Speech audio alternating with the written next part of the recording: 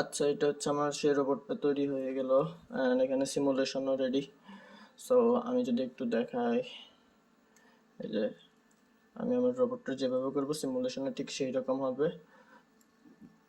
এটা একটু চালিয়ে দেখাই, হ্যাঁ, নিচে রাখলাম। ওকে, আগের ভার্সনে যখন আমরা কন্ট্রোল করতাম তখন যে মাউস থেকে এখানে ড্র্যাগ অ্যান্ড ড্রপ অথবা স্লাইডার টেনে টেনে ইয়ে করতাম, বাট এখন টেলুপ ফিচার অ্যাড করছি। আমরা যেরকম যে ভিডিও গেম খেলার সময় আপনার WAS এগুলো দিয়ে গাড়ি কন্ট্রোল করতাম, সেম এখানে সেই রকম হবে। So, আমি একটু চালানো ট্রাই করি।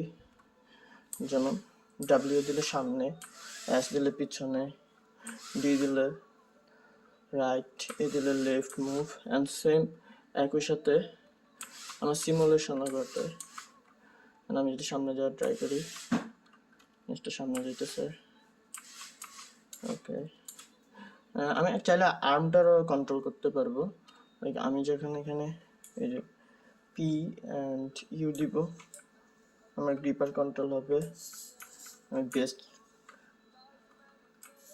বেস কন্ট্রোল করতে পারবো চাইলে,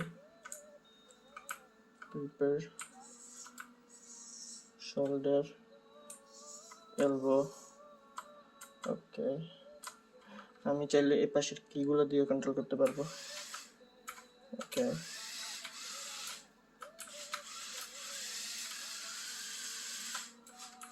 ওকে, আচ্ছা।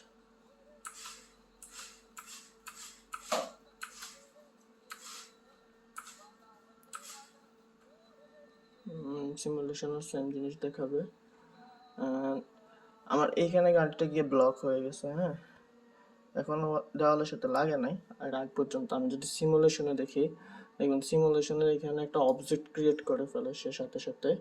সামনে কোনো এই যে সেন্সরের সামনে কোনো অবজেক্ট পেলে সে একটা ক্রিয়েট করে ফেলে, একটা অবজেক্ট ক্রিয়েট করে ফেলে। অ্যান্ড সেম আমি এইখানে একটা ম্যাপিং দেখতে পারবো যে সে কোন কোন জায়গায় অবজেক্ট পাইছে অ্যান্ড কোন কোন পাতে গেছে। আমি যদি গাড়িটাকে পিছনে আনি, রিয়েল টাইমে পিছনে যাবে। আমি মুভ করালাম, এই যে আমি এইদিকে নিব, মানে সেম দিকে যাবে। ওইখানে একটা অবজেক্ট পাইছিল সে, খাটের নিচ থেকে যদি বাহির করি, এই যে এখানে চলে গেছে।